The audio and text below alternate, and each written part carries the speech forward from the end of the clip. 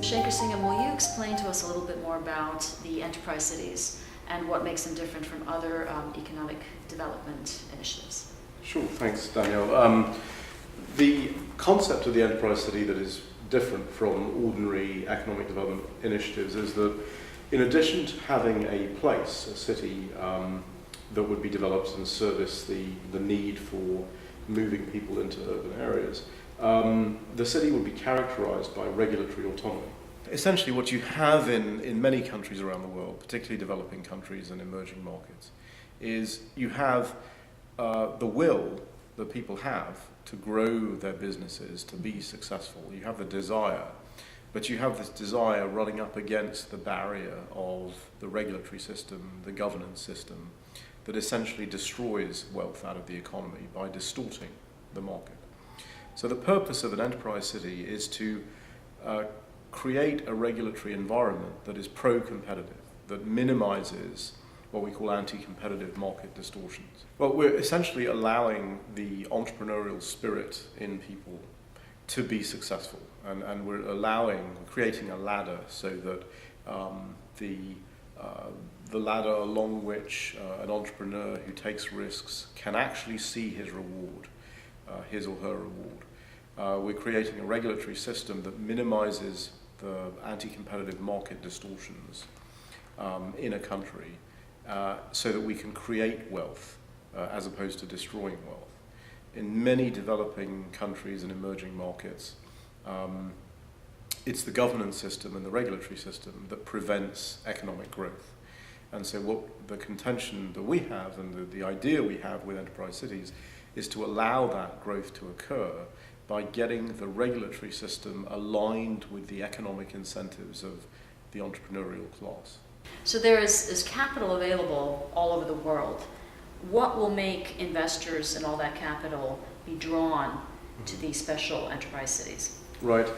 I think what we have in the world is we have a lot of countries with distorted regulatory systems and distorted governance systems, and systems that frankly don't work very well for their people. And by creating a zone inside a country that actually has a pro-competitive system, these enterprise cities will act as magnets for the global supply chain, for elements of the global supply chain. So the enterprise city will essentially reduce the cost of certain elements of the supply chain, and it will attract investment and capital from all over the world, which is currently looking for somewhere to go. The capital is, as is often said, capital is a coward and flows where it is welcome and flows away from where it is unwelcome. Well, there are many countries around the world where capital is not welcome, and consequently they don't see that type of investment.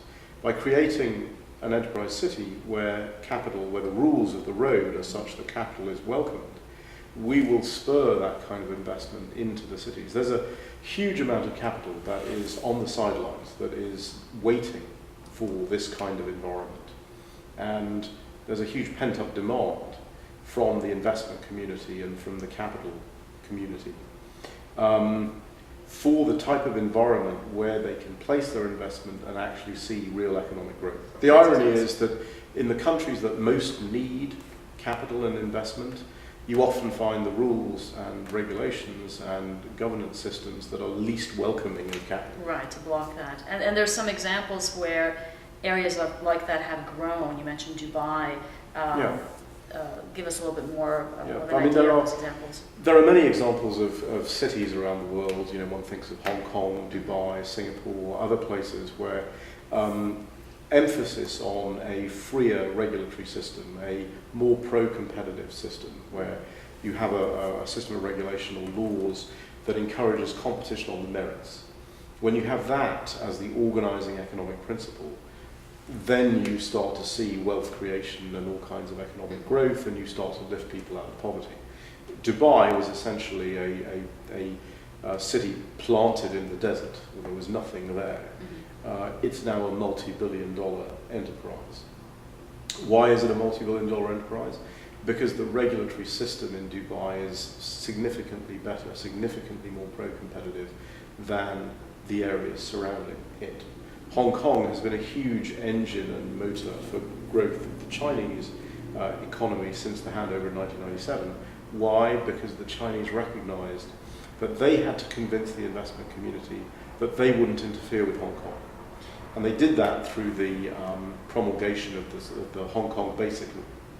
And the Basic Law was the regulatory environment in Hong Kong and the system in Hong Kong that allowed people essentially to be economically free, to be free to pursue their own hopes and dreams without government interference. And when you say merit, based on merit, that these companies can compete based on merit, tell us a little bit more about what does that actually mean? Well, competition on the merits means that the results of the competition are going to be based on two things only: the quality of your ideas and how hard you're prepared to work to see them realized. Competition on the merits means that you're going to get better products at cheaper prices for consumers. And you're going to get more innovation, because innovation comes from the desire of companies and people to gain market share in an ordinary competition. Competition on the merits gets skewed when the regulatory system starts to favour particular local champions or domestic companies or some group of players, where it becomes more about who you know than what you know. And it's more about what are your relationships with the government, can you use those to get a result, as opposed to actually just simply competing on the business merits. So when we have excessive amount of regulations, unnecessary regulations, in a way, doesn't that encourage corruption in the local economy rather than having a freer market? Do you think in and of itself, by not having so many regulations, you're actually fighting corruption? Well, I think, first of all, I'd like to say that the system that we're envisaging is not necessarily a system of just fewer regulations for the sake of fewer regulations. What we're attempting to do is to create a regulatory environment that is pro-competitive, that minimizes the number of distortions, and so gets us back to the most optimal welfare-enhancing market equilibrium, so that we're creating wealth at the most optimal rate. Imagine a river where you have a central stream in the river where the river is flowing the fastest. In an economy, that central stream of the river is where the economy is on the welfare-enhancing market equilibrium point. It's the fastest point in the river. If you place your boat in that central stream, you will go faster. As you come out of the central stream, you start to slow down. And that's what economies do when they start to distort the market. When you have regulation that starts to distort the market, it starts to move the boat out of the central stream of the economy and slows it down, and you get less economic development. So the first point would be that we want a regulatory system that maximizes economic freedom and optimizes wealth creation. Now, within that context, if you have an economy that is overly regulated, that is taking your boat out of the central stream, each excessive regulation is a choke point for corruption. It's an opportunity for somebody to say to a government official, let me pay you something so that I can overcome this particular regulatory barrier, as opposed to let me compete on the merits. Let me win in a competition on the merits.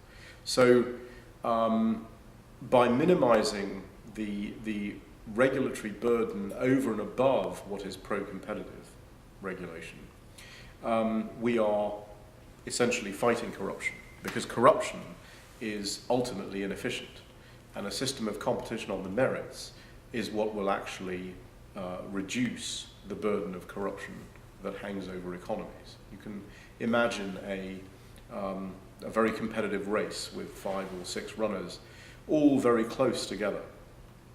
Anything that burdens them in any way will cause them to lose the race. So if I put a 5-pound weight on the arm of one of those runners, they will lose the race because the race is so competitive. On the other hand, in a very highly regulated economy, or an economy with a lot of distortions, where you have one single favoured company that is far ahead of everyone else, I can burden that company with a lot. I can put a lot of corruption into the system, and it doesn't affect the result. So a competitive economy will cause corruption to decline across the board, because the people who are competing, the actual firms in the economy, will avoid corrupt activity, because corrupt activity will cause them to lose market share. So Babson College is really well known for entrepreneurship. It is the top entrepreneurship college in the United States.